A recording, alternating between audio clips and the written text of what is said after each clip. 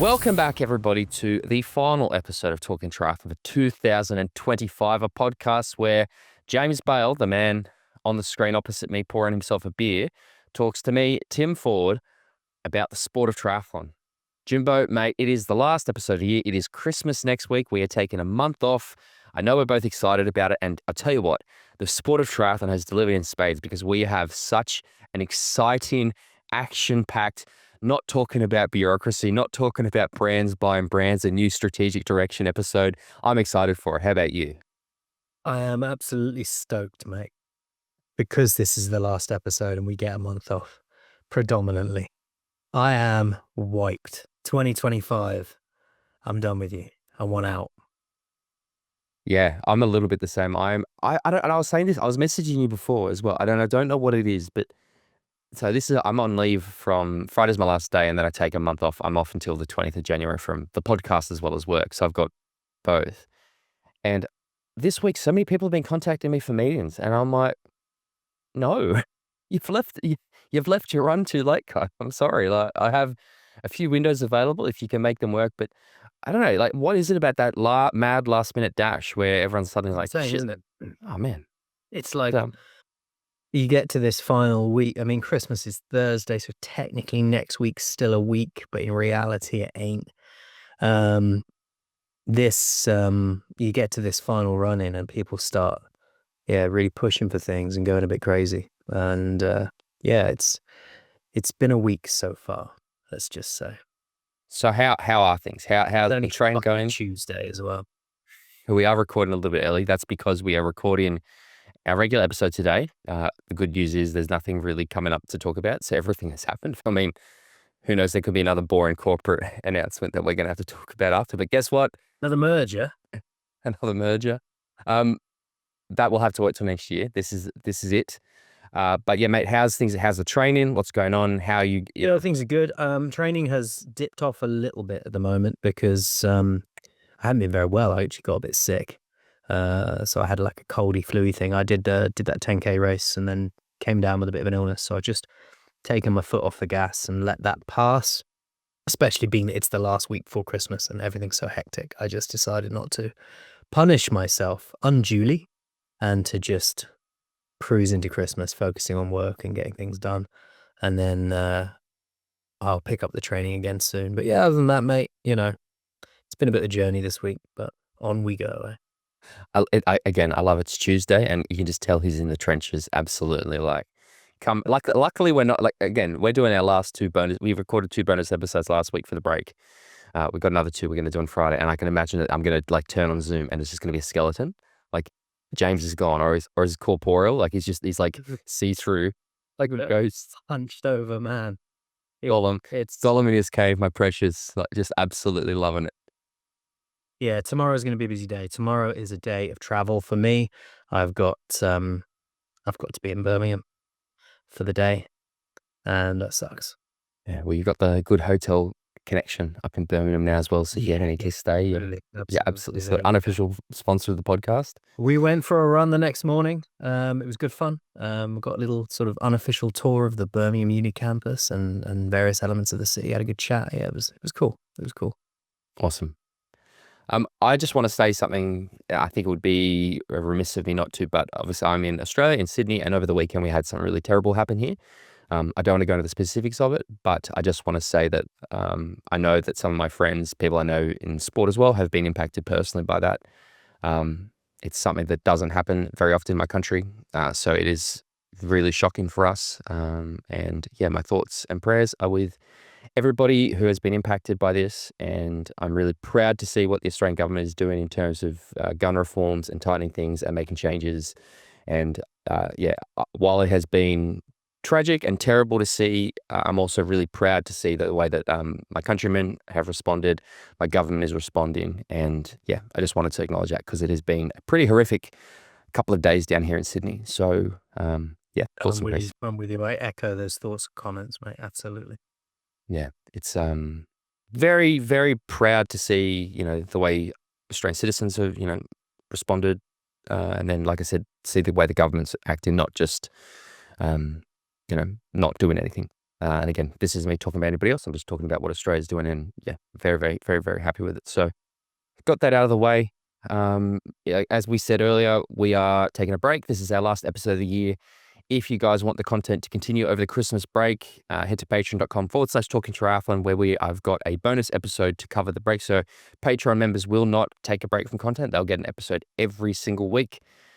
We've done 2. We did one about the sponsorship and the state of the sport. We did another one, which is just a bit of a like year in review sort of thing last week. And then who knows what we'll do the next 2, but I think they're going to be pretty juicy. Probably unpacking some of the stuff we're going to talk about this episode. I think we'll do a PTO episode, to be honest. And then we'll probably do a bit of a deep dive into an athlete, maybe somebody who's retired this year, but we'll work that out. We've got a few days until then.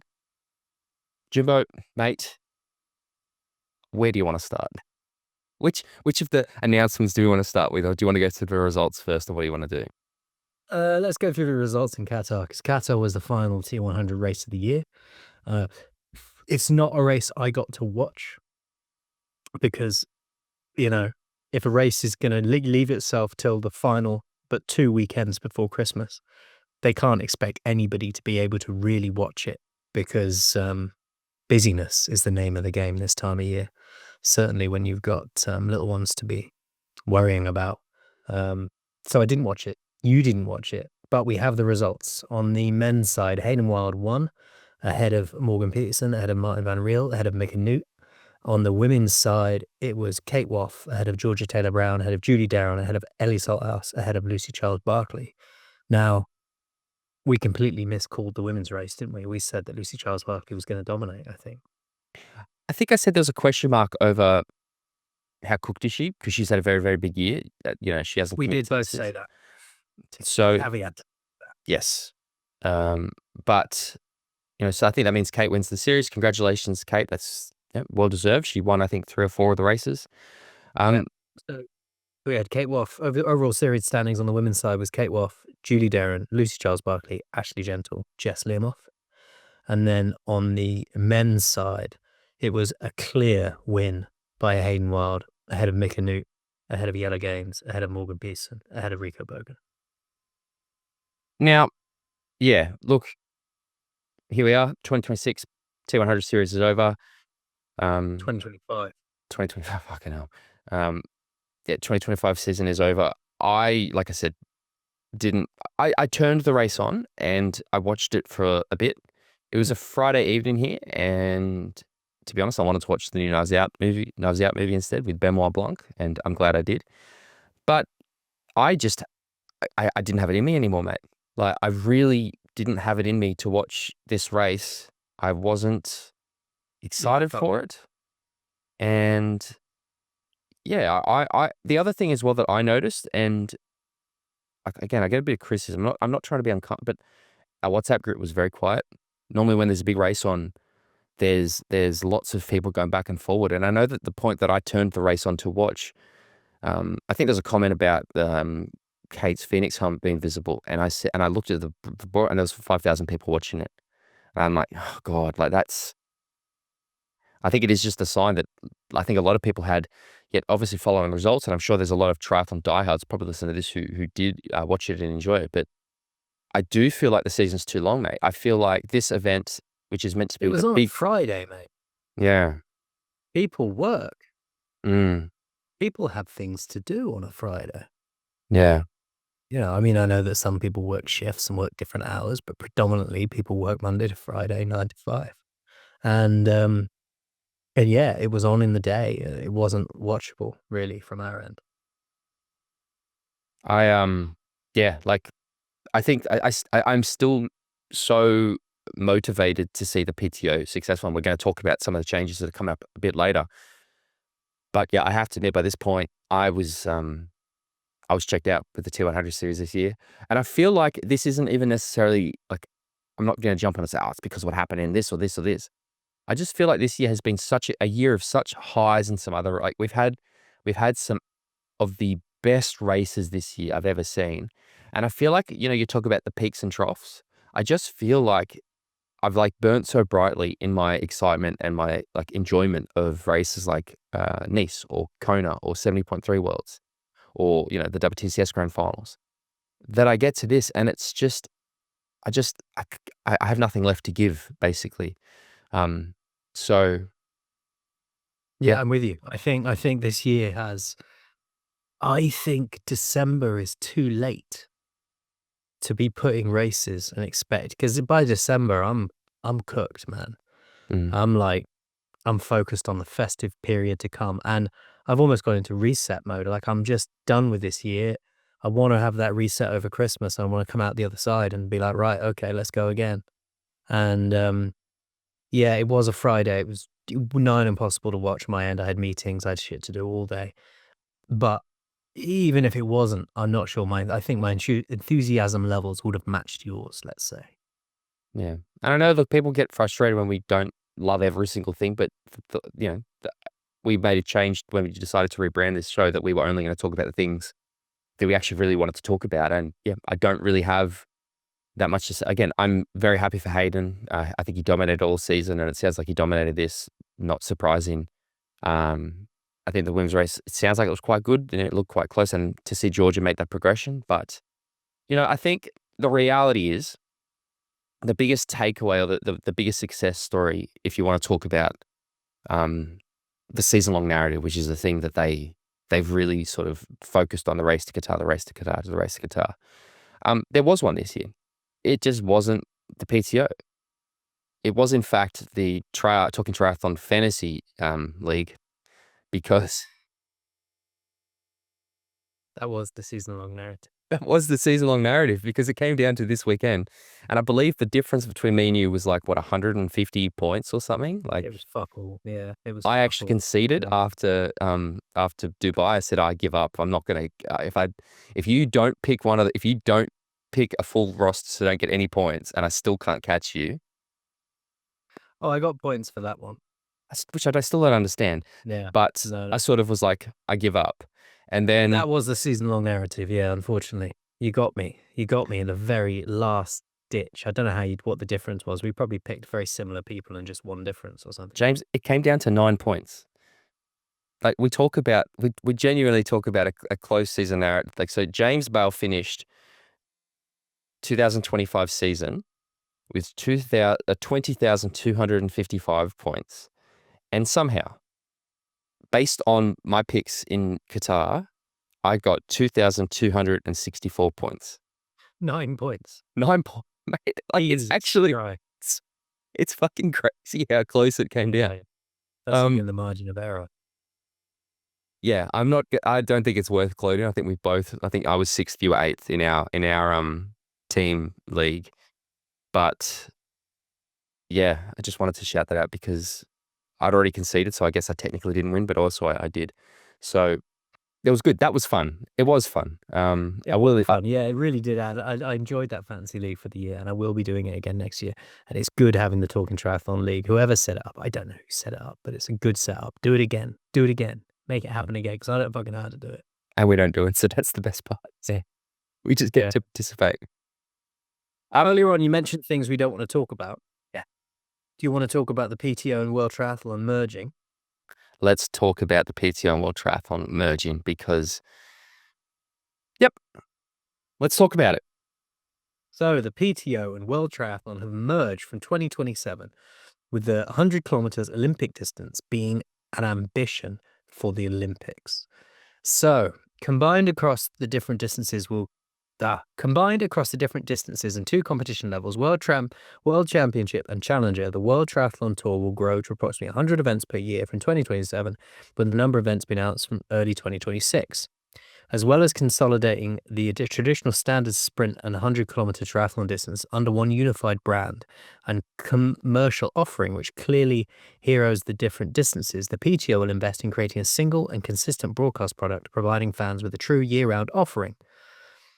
The T100 Tour will be rebranded as the T100 World Championship Series. The World Triathlon Championship Series, WTCS, will be rebranded as T50 World Championship Series, and a newly formed feeder series will be branded a Challenger Series. So are we out? Do we not have World Cups anymore, Olympic distance races and shit? So my understanding, based on this very corporate speaky press release information that came out, is that it is the World Triathlon Championship Series and the World Cups will go away. I believe World Cups become the Challenger Series. I believe the WTCS becomes the T50 Championship Tour, and the T100 becomes the T100 Championship Tour. Are they going to get rid of their decimal place? I don't know. I do wonder if they're going to shorten their so there is actually a fair bit to unpack with this, because we've seen that the T100 very, very, very closely align themselves with World Triathlon, which when I still think back to the original purpose of the PTO, which was to represent long distance athletes, it feels very odd. And this feels like an even further step away from that original goal. I still think there is something to this, though. I do like the idea of an actual unified, consistent series. Like, okay, we know that there's Challenger, T50, T100. Now, questions I have is T50, because World Triathlon Championship Series is not purely standard distance. It's made up of sprint, Olympic distance, Olympic distance. So I'm curious about the actual, is T50 just the name and then it's not an actual specific distance? If they still have varying different distances and things like that? Well, are we going to see what I believe is a real success or prospective success, where they have the the T50 and the T100 events the same weekends? Because I still think what happened in Wollongong was the gold standard this year. I also curious, and I know you'll agree with me or be curious about this as well, is does this mean, because they talked about the commercial offering. You got to start talking sponsorships and suits and shit. Yeah. That's my main worry. It's my main concern. Well, I think they're going to go either way. Fucking WTCS suit imposing that on these essentially long course athletes in the T100. Or they go the other way and take them off the short course athletes. Oh, they won't do that. They're never going to move in the right direction. But it's not World Triathlon anymore, right? Go backwards. I know what you mean. Like there's like I said, there's a lot. Sorry, we're going to talk around in circles here. We're still sort of trying to process. And people say we're unprepared. We've actually discussed this offline a fair bit, and we're still just actually a little bit confused about it. I think that, what was I going to say? What was it? We're talking about the commercial, we're talking about the suits, I think it's very good that World Triathlon is going to become much more of an actual governing body. I've always thought that it's a bit weird that you've got the governing body, the sport is also responsible for delivering the main series. I know that there were conversations previously about World Triathlon outsourcing their race series to another brand. It wasn't PTO. And I think that was a good idea. So that aspect I like. I like the way actually instead of governing body become the governing body rather than the race organizer. Maybe there will be a little bit more separation.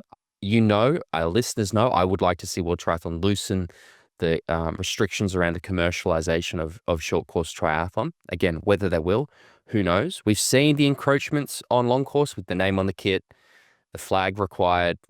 There's definitely hints at it, and yet maybe it will be more. I bloody hope not. What about the Olympic thing? Because we've heard a lot about, hey, they want to get T100 in as an Olympic sport. This seems to be another step in that direction. Do you see that as a possibility? Could you see T100 as an Olympic sport? No. Yeah. Now, I remember, I don't remember, I wasn't a triathlete, but I've heard this story. I literally heard this story from Chris when I was in Phuket with him the other day, or a month ago. He was talking about how he was racing, and he was racing non-drafting a short course. That was what the World Series was. And then Juan Antonio Samaranch came to watch when they were talking about making triathlon an Olympic sport. And he watched it and he said, you need laps and you need to get rid of drafting, because I don't want somebody winning and then it changes because of silly penalties. So Juan Antonio Samaranch, who was the president of the International Olympic Committee, is responsible for lapped, non-drafting WTCS courses. I think that apart from the fact that the T100 race goes for, what are we talking, 3 hours, which is quite long, I can also see them having issues with things like the drafting, the penalties, the technical nature. So again, are we going to then see more of the rules from short course bleed up to long course? Could we see a situation where T100 becomes non-drafting? Drafting? Maybe, yeah. The Olympics is talking about making the Olympic triathlon sprint distance anyway, For years, in order to yeah. make it more exciting and condensing it. You've got the popularity of the mixed team relays shows how, like, you know, that kind of frantic racing is what really appeals. And then you have the T100, which is struggling to draw crowds in its current guise on the ground, struggling to really draw an international broadcast audience. And they think they can step into the Olympics as is? No, I don't think so. I don't see it. I don't see it as, I don't know whether any conversations have been had between those that would make that decision in the T100, but I just can't see that. Yeah, I don't think in its current format it would work, especially as there does seem to be a movement towards shorter sports. Like everything's getting less, everything's getting shorter, and I can't suddenly see them bringing in 2-3 hour plus events into the Olympics in its current format. Like I can see a world in which maybe we see a longer distance triathlon. I'd be surprised, but I don't think it is as is, and I think there would be a lot of the same rules we see in short course triathlon, and I don't. Look, to be honest, maybe that's the point of differentiation. We are looking for something to really sort of, it's not the 20-meter draft, it's not the smaller fields, that's not what I think is the differentiation. Maybe that is what is going to be the point of differentiation is T100 will become draft legal. I don't know.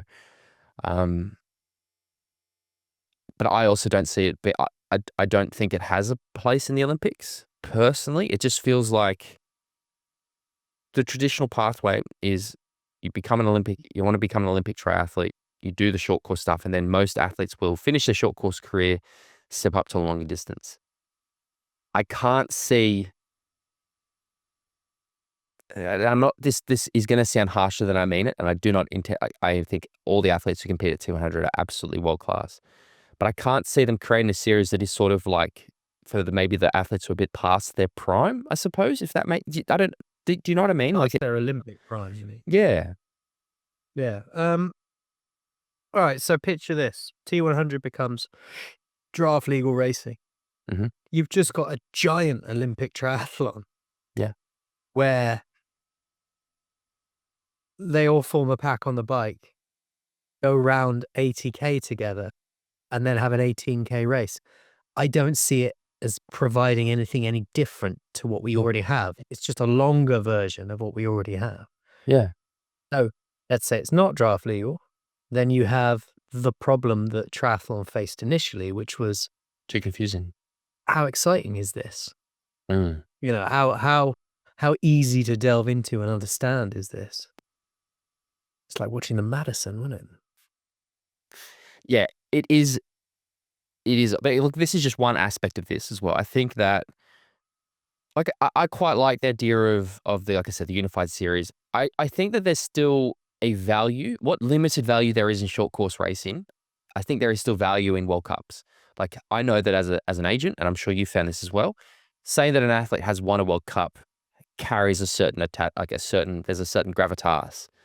It's mostly because brands don't understand that a World Cup isn't a World Championship Series race, but it's like there's power in that name, that brand, whatever you want to call it. If you were to start telling people, and again, I work in surfing as well, and I can tell you that there's a big difference between saying an athlete is a CT Championship Tour surfer and a Challenger surfer. Like there's a significantly lower status attached to being Challenger Series compared to CT. And I wonder if that's also then going to also further impact those athletes who are, not many athletes win a WTCS race each year, but lots of athletes will win a World Cup. Are they also then suddenly going to have an even harder time deriving an income from a sport that is already almost impossible to derive a proper income from? Like that's another risk, I think. Yeah, I agree. There's other aspects to this that are a little concerning, and I think that who I believe is the gold standard in journalism in triathlon is Tim Hemming, a friend of the podcast. He was on the show a couple of weeks ago. We both know Tim very, very well. We both think very, very highly of Tim. Tim did an excellent article about this where he interviewed Sam Renew from the PTO about this, broke down a whole lot of things. And there was a point that you actually raised, James. You put in the WhatsApp group. And to be honest, there was so much to ingest that I'd sort of not really paid that much attention to this. And this was around the alignment with the PTO and World Triathlon, and in particular, comments around the election of the chair of World Triathlon. And so people know that obviously there was a lot of controversy. Some countries claimed that it wasn't a clear and opaque election process. There was claims of bullying and trying to sort of force the result. Sam made a comment that was claims of corruption basically, and there was some concerns, or I don't know. It seems to me like there's two paragraphs that really caught my eye when I read that article, and I'm going to read them verbatim just because it's better than paraphrasing. The PTO claims the partnership helps legitimize its own offerings, and Renouf wasn't fazed by the recent corruption allegations at the governing body. Quote, "We've developed a close relationship with World Triathlon and continue to do so," end quote. He adds, quote, "We and our investors do not have concerns with World Triathlon President Antonio Armani and his integrity, and we wouldn't be doing a partnership if we did have concerns. But we do have concerns as a sport on the negativity this drives and the headlines around all the things that have happened. I think that holds the sport back. So we want to move past that narrative to focus on growth and positive things. We're aligned with World Triathlon and the direction they want to go," end quote. Now, those two paragraphs, I can understand him having the stance of saying, look, we don't believe the corruption allegations. We don't have a problem with it. But following that up with we're concerned about the headlines around all these things, and that holds the sports back, and we want to move past that narrative. It kind of rung a little bit like, stop reporting on corruption, please. Yeah. And I didn't like it. I didn't like it either. I have always had a tumultuous relationship with World Triathlon, and what happened with the election after Marisol moved on, has certainly not made me more endeared to them. And I do feel like this was a very, I don't understand what's going on behind the scenes that makes them very much they're very in bed together now. And again, I think I've been quite vocal. I know a lot of other people, I don't think that's the best thing for the sport. We sort of started out this, and to now see this, it did read concerning to me. And again, I think Tim did a great job. I know that it can't always be easy to sort of ask those sort of questions, but I think he's doing great work, and it's something that I think probably needs to be unpacked a bit more. Not wise. No, indeed, but I wish there was a bit more context there, because it's saying that the do have concerns as a sport, the negativity this drives and the headlines all around the things that have happened makes it sound like the headlines exist without Substance, anything to base them on. Yeah. So it sounds like headlines are just being made for the sake of it, which is negative for the sport. But most of these journalists are not writing things, I would assume, based on nothing. So they're investigative journalists doing a journalistic job, writing stories that come with these headlines. So what's your opinion on that? Not the headlines themselves. Yeah, the source of what's causing them. On what's driving these headlines? What's your stance on that? That's the question I want to ask. To be honest, I do find it quite interesting as well that this hasn't really had much, like, it's sort of, we've seen it, it's bubbled up, and to be honest, we were like, I don't think people will actually really care. I know that we both have expressed offline in particular a fair amount of concern about what happened with the elections, but I think it also goes to the fact that most triathlon fans, most people listening to this follow the long course stuff anyway, but this is the person in charge of the sport overall. And I do find it weird that there hasn't been more outrage or discussion about it. It has sort of just gone along. Haverstock resident claims James Bale is a fucking arsehole and came and urinated on his cat. I just don't like these headlines, mate. I think it's driving a negative opinion of me in the town. But did you piss on the cat? Yeah, mate, it's funny. You sent me the headlines. You sent me a photo the other day, and was you pissing on a cat? Exactly. I'm not talking about the substance. I'm talking about the headlines. I don't like it. Yeah. Move past it. Yeah, I know. Look, look, as always, I'm willing to give this whole merger whatever it is, the benefit of the doubt, I truly, truly believe the PTO is actually committed to trying to make the sport better. I don't think that they're doing these things going, we're going to, you know what, we're going to make, let's actually fuck triathlon. Like, I genuinely believe Sam and the team are always doing this from a place of caring, and I always want to see them successful. Like, I want nothing more. I want nothing in this world to see the PTO be super successful and to make this sport absolutely huge. So I will watch this. I will be curious about it. As a fan of short course WTCS racing, I am concerned just because I think there's a lot of value in the world triathlon. You know, the WTCS or you know, the ITU world champs. Like, that is a very legitimate, real world title series for me. So of course I'm a little bit upset to see it go. And there are a lot of unanswered questions that I think we'll see. We've still got over a year. It also makes sense why there's a World Triathlon Championship Series race in London. You can start to see the progressions or the decisions behind this stuff. That's all we can do. We can wait, we can watch, we can see.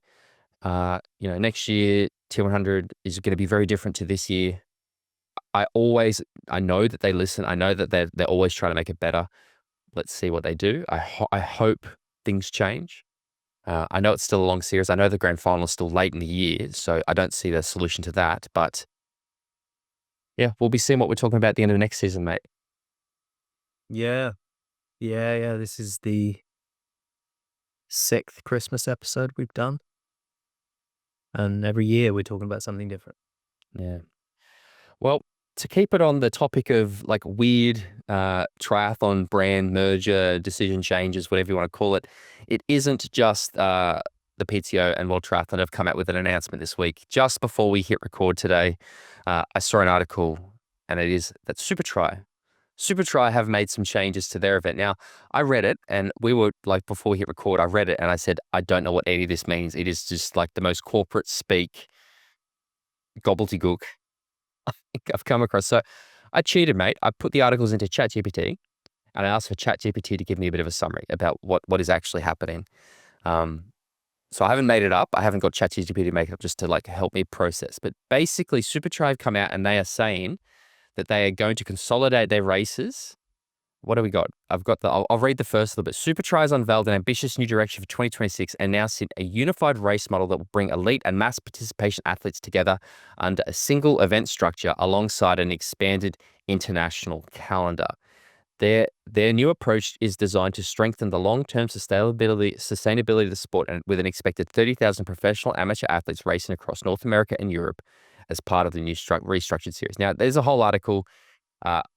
I asked ChatGPT to summarize it. Said the short version: Supertri is moving away from being a niche TV-first elite league and repositioning itself as a major event owner and ecosystem builder, where elite racing is used to drive participation, revenue, and visibility rather than existing in isolation.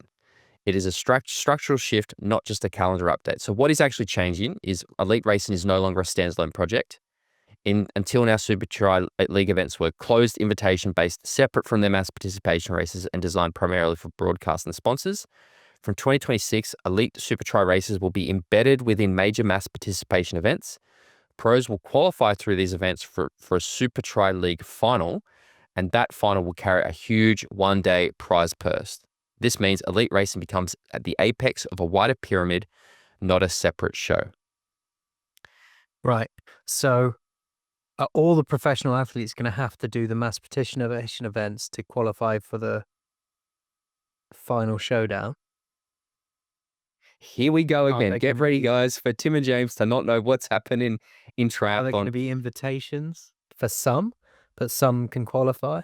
Are the mass participation events going to be running at the same time? Is it like an Ironman where you get the pros racing and then the mass participation following along behind? Come on, Tim. I'm asking all these questions, mate. Are the teams still going to exist? Are there still going to be a team series? Is there a team league? Like, what happens to those people that have already invested in the team structure? Is it only prize money for the final? Because they've said it's going to be the biggest single-day prize purse in triathlon. Does that mean there's no prize money or very little prize money for the early things? Does that mean the overall series champion goes away?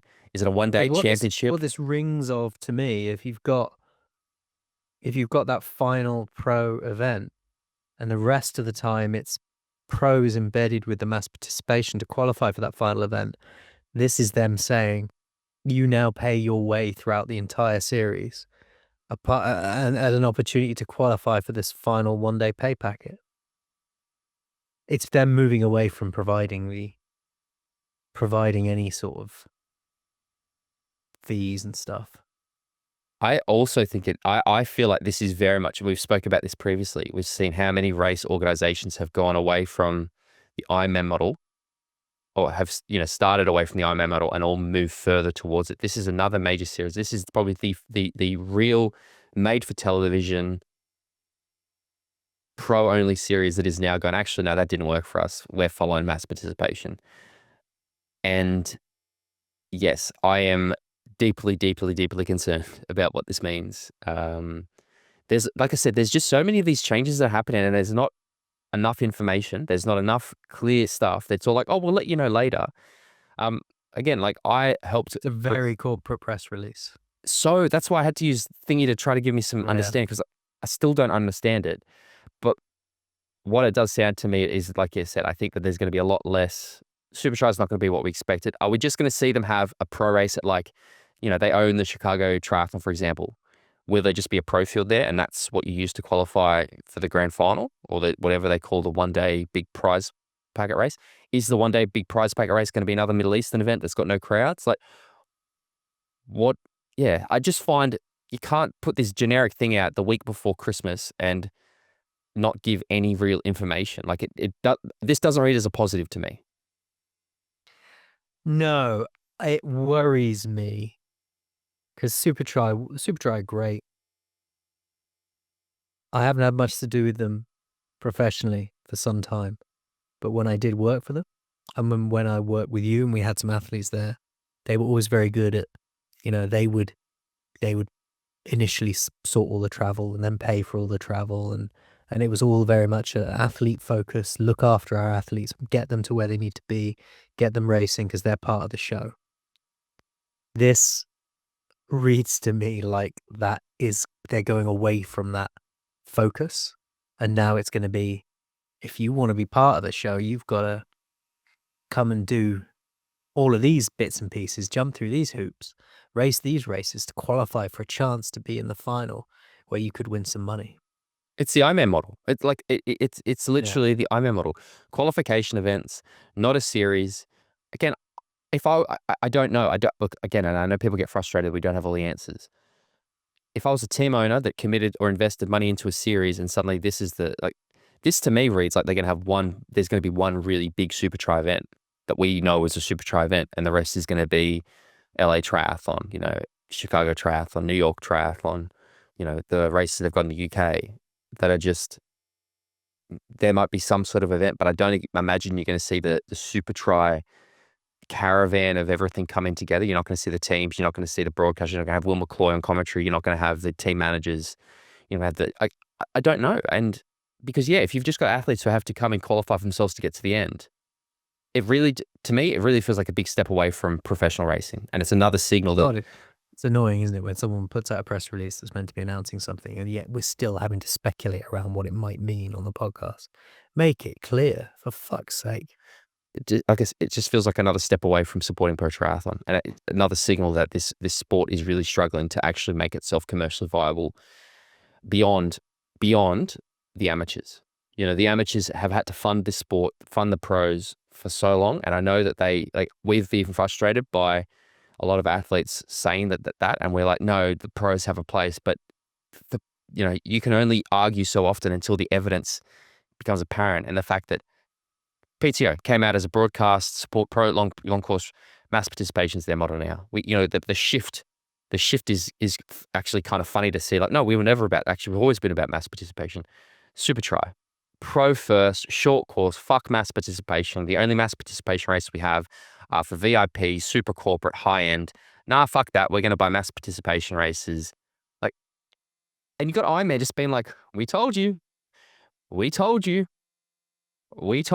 they're just doing their thing and looking like, they're just looking like the smartest people in the room.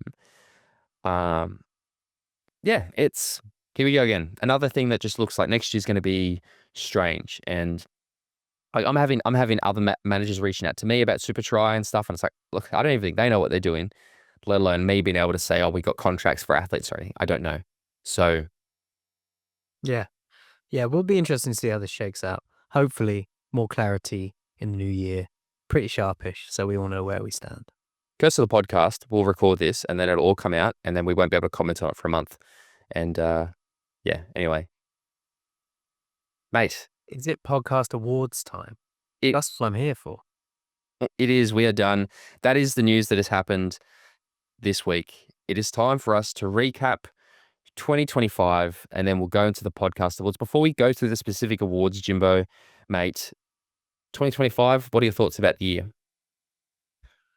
I think it has been, despite some of our seeming negativity sometimes, we have had some of the best racing moments I've ever had in the sport this year, be it on broadcast or whether I've been at events live.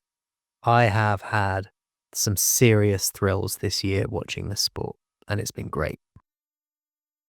I think this has been a year of such high highs and such low lows. Like it has been such a contrasting year for me where, yeah, the highs have been, I think I've seen the best world championship race I've ever seen this year. I've also seen some of the worst, most diabolical, unprofessional racing I've ever seen. And like I will look back at 2025, I think, as a great year for the sport, but also at a real interesting fork in the road, I suppose. And I think that the news that we've just spoken about for 40 minutes probably highlights that fork. You know, I've been at a fair few, live events this year, and Wollongong, one of the best live events I've ever been at in my life in terms of sport. The Olympics is the only best race that was better than it. I was in Nice, absolutely incredible to be there. I watched Marbella, brilliant. Some of the T100 races have been really exciting. Some of them have been not exciting. Some of them I haven't even want to watch. Challenge Roth I was at. Like I have found this year to be such a year of, I think, a new wave has come through. We're seeing that new generation of the short course athletes stepping up in distance is here. If you look at all, I think basically all the world champions this year, with the exception of Lucy Charles at 70.3, T100, Ironman, 70.3 worlds in the men's, they're all short course athletes. Casper, Solvay, Yella, Kate, Hayden, short course athletes.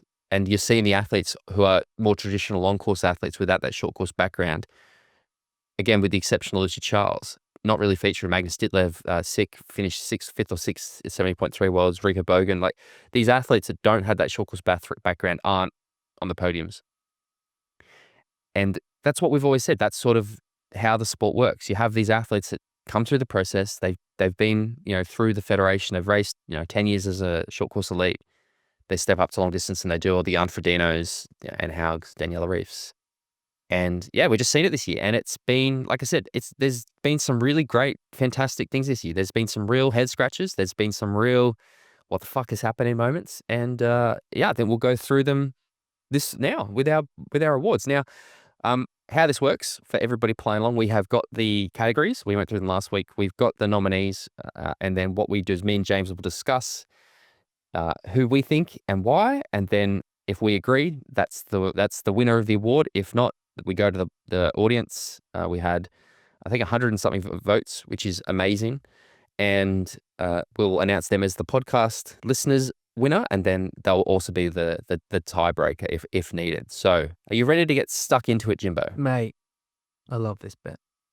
It is good, isn't it? All right. So let me bring up the awards. So the first award we have, James Bell, we're going to start big, is the Female Triathlete of the Year. The nominees for Female Triathlete of the Year are Lucy Charles-Barclay, Kat Matthews, Lisa Tersch, Kate Woff, Solvay Loveseth, and Julie Guerin. Jimbo, give us your thoughts. Yeah, I mean, we've seen some great performances this year. I think Solvay Loveseth is in this conversation without question because of what she just, metronomically went about her business in Kona and won that race. Lucy Charles-Barclay has to be in the conversation because of the performances, the highs and the lows that we've seen from her this year, and her ability to reframe things and come back after a setback. And, what she did in Marbella, for example, being in the conversation for the T100 the whole year, what we saw at Kona and her ability to deal with adversity and still be an incredible athlete alongside it. I think those are the two names that speak to me. I think that there's so many. I think Lisa Tersh is probably going to sort of be forgotten, but she has been extremely consistent all year, put herself in a position to win the grand final. Again, had to be like if this happens, then this, and then this happens, then this. But they both did happen, and she won the title, which I don't think a lot of people probably expected going into the grand final, which, No, no. again, Yeah. very exciting moment. Like watching Lisa Tersh win that was very, very, like that was a very exciting moment for me this year. Uh, yeah, so I love Seth doing what she did, definitely in the conversation. Lucy Charles-Barclay, I think for me, it's similar to what we saw Kat Matthews do last year, where she sort of raced across series, across distances, and was really good. Yeah, okay, she had the blow up in Kona, and she didn't win the T100 series overall, but I still think as well, after the blow up, to see the way she came back, win the 70.3 world title was really gutsy. Kate Woff, very, very consistent across T100. Like, I think she was always up there or thereabouts and fully committed to one series. And then again, walked away with a world title. Who do you want to give it to? Who's your vote for Female Triathlete of the Year? Despite Solveig Lobseg winning in Kona and putting in an enormous performance, I'm going to give it to Lucy Charles-Barclay. I'm also going to give it to Lucy Charles-Barclay. She's my Female Triathlete of the Year. And I think it is just for really strong performances. The way she did really well at T100, the way her run came back after injury. It's resilience to adversity, coming back. Yeah. Remind always how good she is. Yeah, the story of the year for me. We love a comeback story. And I think, going into Marbella, there was a lot of question marks over what that Kona race did to her. I really felt like, I wasn't sure. And to see her do the things she did, like, really impressed me. Again, people in our WhatsApp group would give me shit saying that I'm just a huge LCB fan, which is true. I am. But to me, she's the complete package. She's fastest swimmer in the sport, one of the strongest cyclists, and is also one of the strongest runners. And especially for an athlete who doesn't have that short course background, which goes against everything I was saying earlier. I'm constantly so impressed by everything Lucy Charles-Barclay does. And for me, that's the winner. Interestingly, our audience agrees, James. 43%. It's a clean sweep. Clean sweep. 43% of the audience voted for Lucy Charles-Barclay. Second place was Solveig Lobseg with 32% of the votes. And in third place was Kate Woff with 13% of the votes. So congratulations, Lucy Charles-Barclay. You are our Female Triathlete of the Year. Award is in the mail. James Bale, it is now time for the Male Triathlete of the Year. And the nominees are Casper Stornes, Christian Blumenfeld, Hayden Wild, Martin Van Riel, Matt Hauser, Yella Gaines, and someone's added Alex Yee. I didn't put that in there. Jimbo, who do you think, or what are your thoughts about those athletes? I mean, we've seen some, again, tremendous performances. When I think about the Male Triathlete of the Year, my brain instantly goes to watching that sprint finish between Yella and Christian Blumenfeld in Marbella and watching what Casper Stornes did in Nice. Hayden Wild's consistency through the year has been fantastic. But I think I said at the time, and I will echo it now, stick Hayden Wild in that Marbella race. He's not dominating like he has done every T100 race that he's been in. And so I just don't think his T100 domination is reflective of a Male Triathlete of the Year performance. It's reflective of an amazingly dominant performance in that series. So I think it's going to come down to, in my head, Christian Blumenfeld, Casper Stornes, Yella Gaines. That's really interesting. I agree with you about the Hayden Wild thing. I think that Hayden has done, one thing I regret, and I only realized this yesterday, was in terms of triathlon, non-racing moment of the year, is we didn't even acknowledge Hayden's 27-something 10K run, the week before he had that bike crash, which I think is not as nuts as Alex's marathon, but still ridiculous. But I think that I guess a strike against Hayden for me is that he was so poor at the WTCS events. And look again. I'm not. It's not meant as a criticism, but I feel like his season would have, in my mind, been a stronger season if he hadn't have just actually opted out. Said, actually, no, I am going to fully focus on T100. Yeah, it's just like a little cross against it for me. What is otherwise a really good season. To me, the obvious winner here is Matt Hauser. To be honest, like I have just thought Matt has had such a wonderful season. Again, I'm a huge Matt Hauser fan. The fact that he's the first Australian to win the title in 20 years and do it in Australia, just a legend of a man. And again, so consistent. I think he went into the grand final with perfect points, which is what Hayden did in T100, but Hauser did at WTCS. And to win the way he did, yeah, that's why I'm giving it to Matt Hauser for me. Like, yeah, it's a Matt Hauser Male Triathlete of the Year for me. Fair play. I can see why. A level of consistency shown, racing a real strong field. That's a field that Alex Yee and Hayden Wild weren't in, though. It's true. No, and you know what? You're absolutely correct. But I will also counter that you can only race the field that's there. Yeah, totally. And like much such less than that. Hayden wasn't there. Nullifies my ideas. Yeah, but he wasn't. He wasn't there. He was there, wasn't it? He was there in spirit. Yeah, I know. Yeah. Okay. Male Triathlete of the Year for me, then, is going to be Casper Stornes. Okay, so we have a split decision, and we have to refer to the audience. And the audience's Male Triathlete of the Year vote went to Hayden Wild. 39.6% of the people voted for Hayden Wild. So we then refer to second place. Does that decide us? Well, we go to the next one down.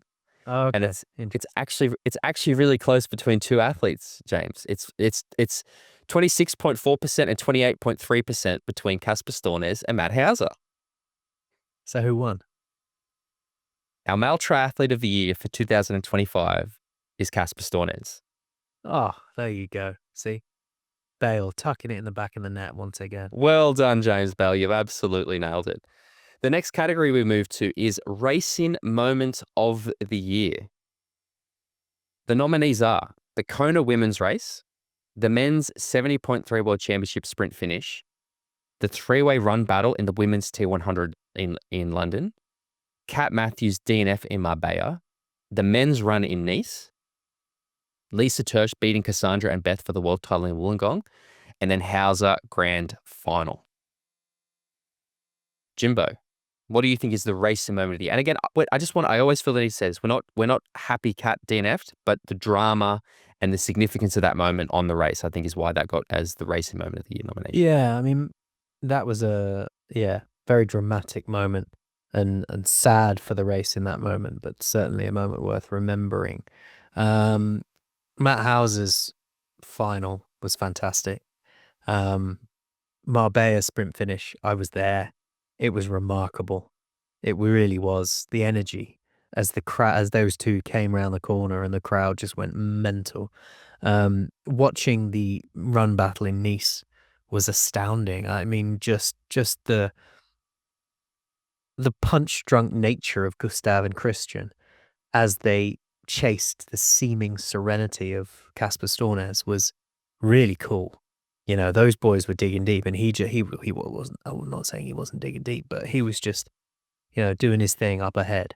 The women's Kona race was a feeling whilst watching a race that I thought I'd never have.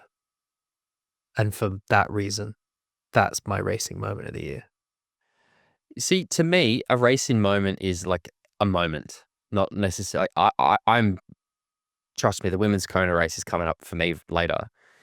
But to me, I have to pick a specific, like a moment, like a short little burst thing.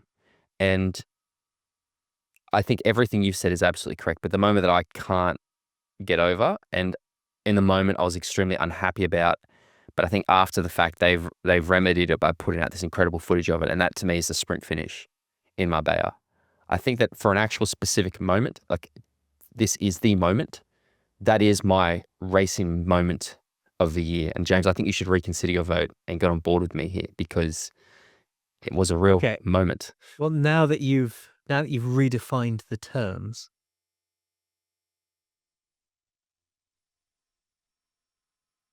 What do you think? What do you think, mate? Well, I think. It's not most exciting race. It's racing moment of the year.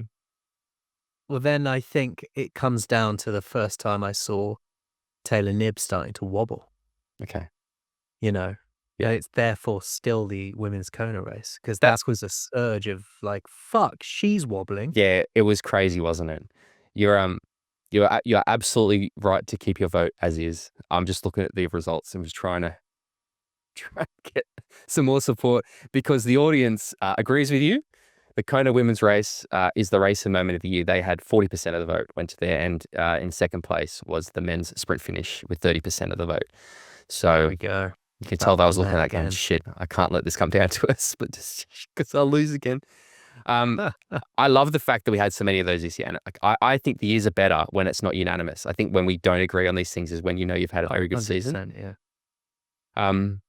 Now the sprint finish will live in my head forever. I was there. It was amazing. Yeah, it's so good. But that whatever the fuck o'clock it was in the morning moment where I was on the sofa and was just like, fucking hell, she's sitting down now. My hands were shaking after that race. Yeah. Yeah. I'm not unhappy to see it win, to be honest. Next award, non-triathlon race and moment of the year. So that's anything that happened in the sport that wasn't in a triathlon race is how we sort of categorize this one. The nominees are everything to do with Imogen Simmons this year, Alexei's 206 marathon, PTO taking over the World Triathlon Series, Martin Van Riel calling out the PTO after Dubai, the Hayden Wild shoe/bottle controversy, the Hayden Wild accident and recovery, and then somebody's put out the whole T100 Dubai debacle, including Martin Van Riel's call out. This is a very obvious one to me. This is, of all of the awards, I think the easiest one for me to. Well, you can go first then. I think that there's one, like a lot of those are kind of negative, I think. In fact, I think they all kind of, or most of them are, but one of them is extremely positive, and it's the Alexei 206 marathon is to me just, again, I think I said this last week, but I've said it elsewhere, but it made me really proud to be a triathlete. Like I am so impressed by what he did that race.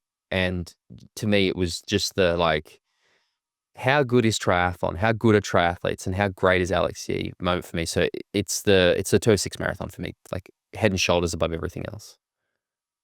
Yeah, I am going to agree with you 100% on this. A lot of the other stuff is very, like you say, negative, a bit nitpicky here and there. It's stuff that we talk about, but it's all clickbaity, headliney bullshit. When Alexei put that marathon performance in, it makes you just go, fuck me. Jesus, that's amazing. Yeah. And I like things that make me go, well, that's just incredible.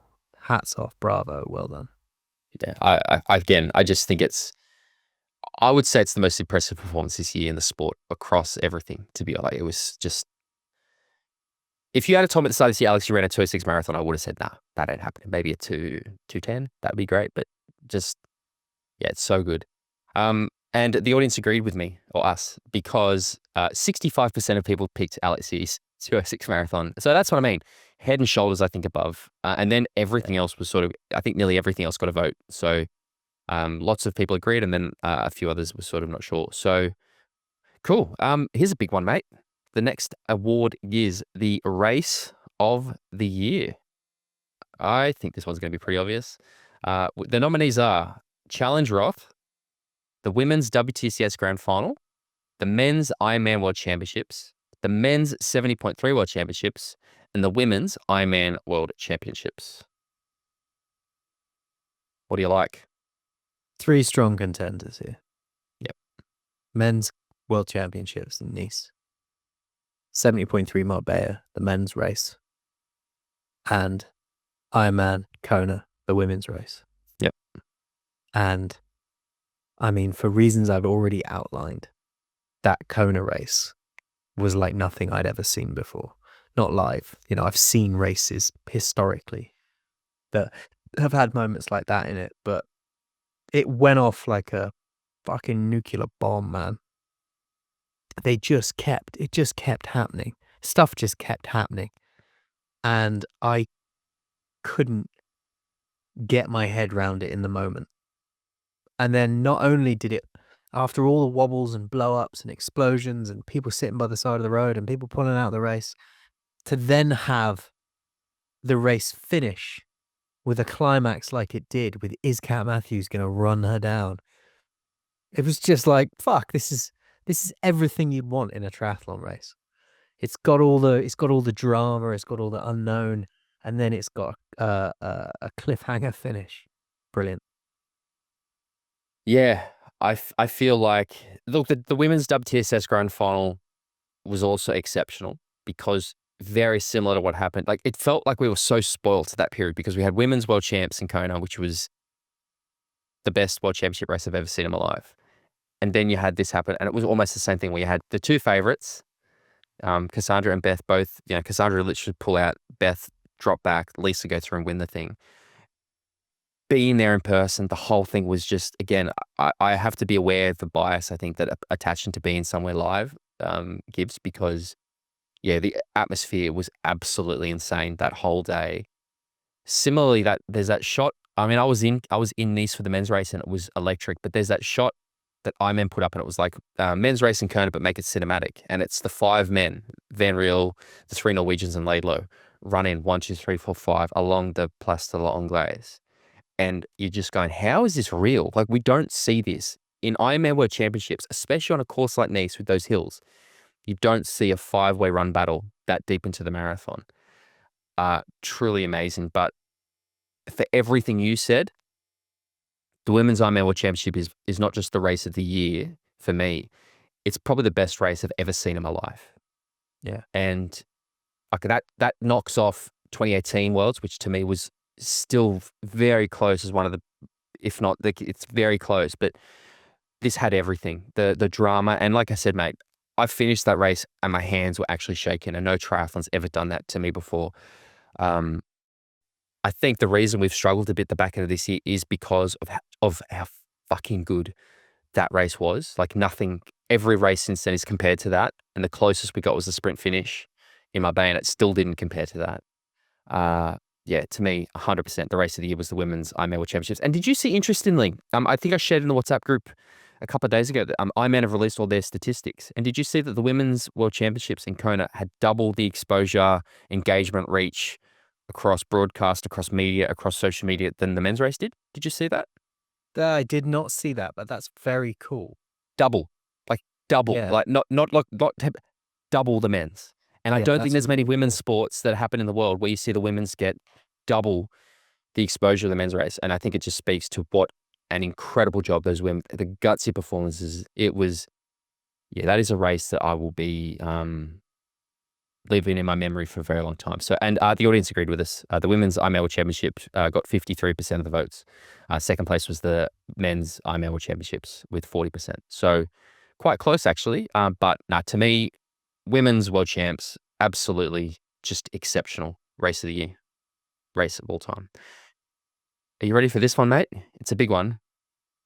It's probably my favorite award we do every year. It's the Lionel Award for chucking a Lionel. For chucking a Lionel. For people who aren't familiar with this, it's like the own goal award, the award for a person or a thing that does something that you just kicked an own goal. You've gone vegan after whatever, or you've decided to change nutrition or whatever crazy thing you do. That's the Lionel Award for winning a Lionel. The nominees for the Lionel Award chucking a Lionel are T100 for Dubai, Ironman missing the sprint finish in Marbella, Ironman's changes to the age group qualification this year, Hayden Wild for the shoes, the water bottle, the video at the finish line, all that stuff. Hayden Wild trying to race the WTCS after T100. Lionel Sanders rediscovering the importance of nutrition. Pro triathletes and their T100 contract shenanigans. And then every airline in the world for screwing, this is a user, a listener added one, every airline in the world for screwing up the bike deliveries for 70.3 in Marbella. What's your Lionel Award for chucking a Lionel, mate? I mean, because it's his name and he's finally in the list. We haven't had him in the list for a while. I've got to mention Lionel Sanders because he is the genesis of this award. He was the He's all roads lead to that man. And his being as deep as he is into his career and putting out a video that is sincerely and very seriously saying, like, in triathlon, nutrition is important, blew my mind. Now, that said, the two events that really speak to me on this list is Dubai, the T100 Dubai, because that was just a massive fuck up, just a fuck up after a fuck up, and Ironman missing the sprint finish in Marbella, because that was like amazing to see in the moment. I watched them run past me, great. And then to look at my phone after it had finished and to see everybody moaning, I was like, oh no, how was that not good to watch on TV?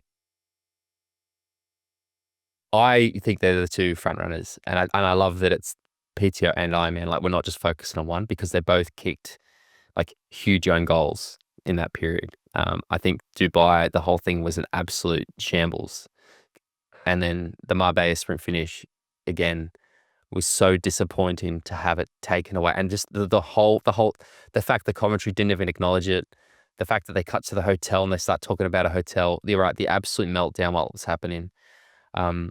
Special mention to Hayden Wild. I really do think that video of him talking at the finish line about how they don't check the shoes and he knew that they weren't legal was really damning for Hayden, and I still think he probably should have lost points for that. To me, if you watch that video though, he doesn't actually say, I knew they were illegal. He says, because the video cuts in, you don't get the start of the conversation, and he's saying, oh, it'll be all right. They don't check them anyway. So the start of that conversation could have been somebody saying, you fucking know, your shoes are illegal. And he was like, oh, shit. Yeah, right. Hopefully they don't check them anyway, type thing. Thank you. So it's less damning than I think it could be. It might be. It's still an own goal, I think, a little bit. Oh yeah, it's an own goal. I just yeah.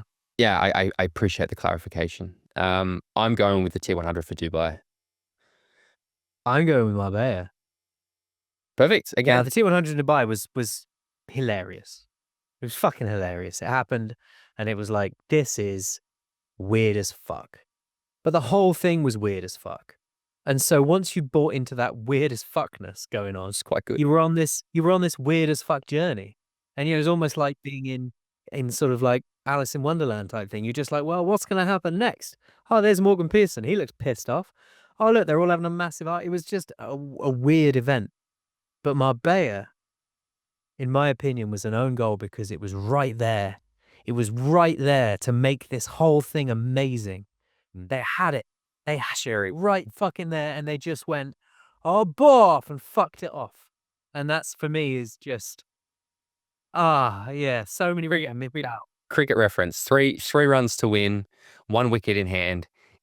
Jofra Archer is in batting, 1 ball to go. He takes a huge swing, thick edge, goes to the slips. Australia drops it, rolls through and goes for 4. That's kind of what this feels like. Yeah. Just a complete, like, yeah, I know what you mean. Just they really fucked it in this one moment. And I think for me, that's why. You see, now you said that, you're making me question my vote, and I'm looking at the audience votes, so I understand what's going to happen here. I'm still going to stick with T100 Dubai just because I think they need to be held to account a little bit, but I can completely understand why you've given it to Marbella.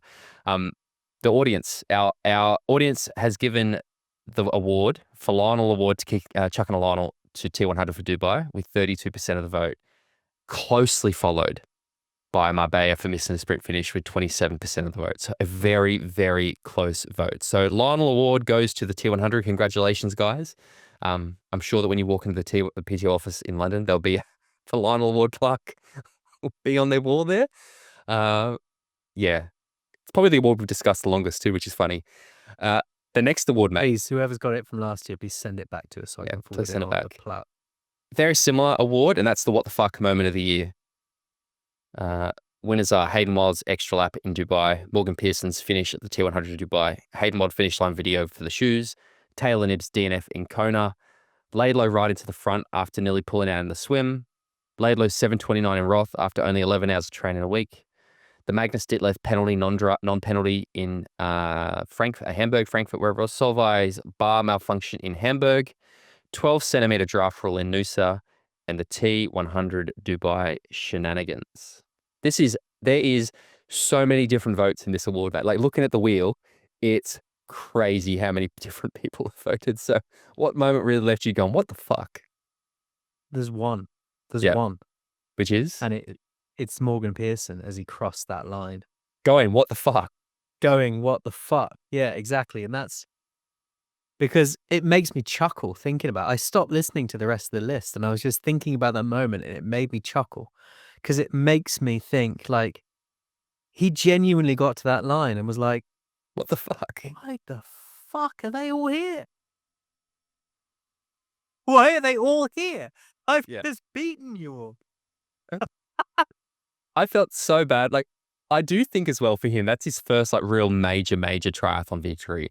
And to have it robbed of him that way, I think is like another kind of negative what the fuck. And not only are they all there, but no one's paying attention to him and they're all arguing with each other. He crosses the line and he's just like, why is everybody just arguing with each other? It is definitely that. That is definitely the winner to me. It is definitely the Morgan Pearson finish. And it's not even, he's not done anything wrong. It was just the whole scenario really was just like, what the fuck is going on? So we both picked that, which is good. The audience gave the award to Taylor Nibbs, DNF in Kona, which was also a WTF moment. But yeah, I think the other one was a bit more like, well, yeah, okay. What the fuck has a humorous element to it, in my opinion. And that Taylor It wasn't funny about that. Didn't have a funny moment in it too, no. So. Well, here we go, James. The last award, the final Talking Triathlon podcast award for 2025 is the most exciting moment of the year. Now, I'm not going to say that was every time you discussed how busy you were or the weather. The nominees were, in fact, Messias's 2:26 marathon at Ironman Brazil, Kat Matthews' Chase and Solvay in Kona, the Dubai shenanigans, Christian Blumenfeld versus Yellow Gaines sprint at 70.3 World Champs, Lucy Charles-Barclay winning 70.3 Worlds after the Kona DNF, the double blow up in Kona, and the second half of the women's Kona run. What's your most exciting moment? Most exciting moment of the year?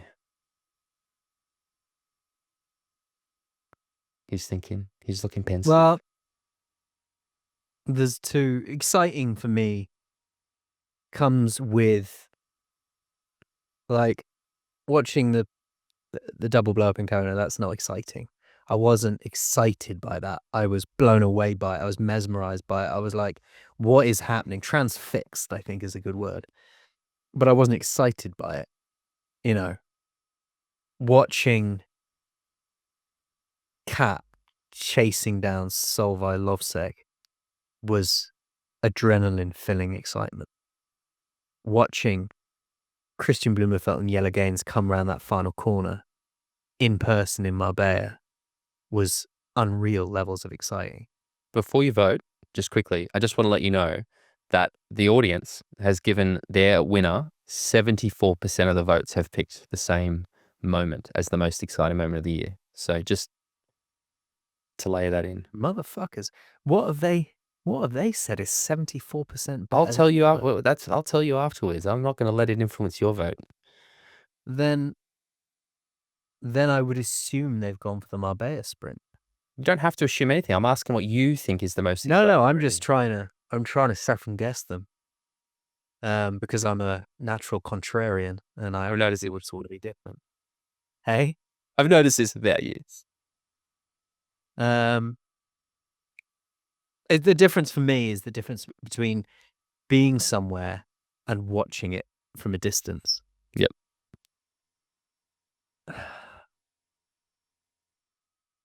I'm going to have to go with Marbella. It was mind-blowing. Interesting. My most exciting moment of the year was when we started this, Marbella, and then as you started talking, it became the Kat Matthews, Chase and Solvay Lovseth finish, because that was, like I said, my hands were shaking. I was so worked up. That was nail biting. nail-biting, crazy, exciting moment. So just for that reason, I think it was that. I think the fact that we lost the broadcast at the moment we did also, Marbella, impacted me. But Jimbo, you will be very happy to know that 74% of the audience agrees with you. The Christian Blumenfeld Yellow Gains sprint finish at 70.3 moment is the most exciting moment of the year. So there we go. That is it. Here, that concludes the 2025 Talking Triathlon Awards. And season, and year, and everything. And James, we're done. There we go. Jimbo, pleasure, another mate. year done. It has, guys. I like to do this every year, but I just also want to say thank you to everybody who's listened, everybody who's sent us messages, everybody who's left comments on YouTube, everybody who's reviewed it, especially our patrons. We have such a wonderful group of people who support the podcast, not just with the money every month, but the conversations, the WhatsApp group, the tip in, like everything is the meeting them at events, the good luck messages I got before Singapore. I think we've got such a wonderful community of listeners at Talking Triathlon. It's tremendous, really, the support and encouragement and enthusiasm we get, and engagement and conversations and fantasy league, and it really enhances the year as it goes by, and I love it. And also to you, mate, again, Exactly. thank you as well, James, for another year. I really do enjoy doing this podcast with you, mate. As we've said, I think on bonus episodes in the past, it is really nice just to have a regular weekly catch up with you to talk about right sport back at that we you, both man. love. I hope you enjoy your break. I hope you recharge, and Merry Christmas, everybody. That's it. Merry Christmas, mate. Right back at you. It's been a pleasure. What a year. I love it. It's good. Even when you're not feeling like it, sometimes it's good to have this weekly check-in and a bit of a chat around things, even when we're not recording. Correct. So there we go. 2025. We will be back in the week starting the 20th of January. I think it's the 23rd of January that episode will come out. So guys, again, Merry Christmas, everybody. If you want to keep the content going, head to patreon.com/Talking Triathlon. There'll be a weekly episode that will drop every Friday on Patreon so that you never stop hearing all about triathlon. James, if people want to find out more about Talking Triathlon, where do they need to go? If you want to find out more, you can follow Tim on Instagram. He's at T100 I'm at bale.james85. We have Talking Triathlon on Instagram. You can join the Patreon group, gets you access to the monthly bonus episodes, the social group, the WhatsApp group, and it will give you the 4 bonus episodes across the Christmas period to keep you going. Many other things that I often say. Been a pleasure. Cheerio.